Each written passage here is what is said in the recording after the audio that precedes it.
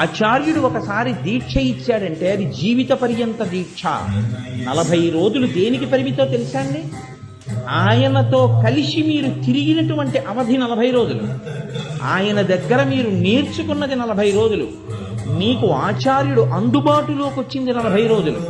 ఆ తర్వాత ఆచార్యుడు మీకు అందుబాటులో ఉండొచ్చు, వేరొకరికి అందుబాటులో ఉండొచ్చు, కానీ ఆ అందుకున్నది మాత్రం ఇంకా మీరు ఊంచేసుకుంటారు, ఇక మీరు బయటికి రాలేరు. అంత సంతోషంగా దాంట్లో నిలబడగలిగితే దానికి దీక్ష అని పేరు. 41వ రోజుని తీసి అవతల పారేస్తే వాడు అసలు దీక్ష తీసుకోలేదు. పచ్చబద్ధం నేను దీక్ష తీసుకున్నాను, శాస్త్రం అంతే చెప్తుంది. దీక్షకి జీవిత పర్యంత కొనసాగింపు. ఎందుకో తెలుసా అండి? దీక్ష అన్న మాట మీరు ఎప్పుడు వాడినా అది మీ అంత మీకు భాషించేది కాదు. దీక్ష స్వయం భాష కాదు. దీక్ష అంటే ఒకరిస్తారు,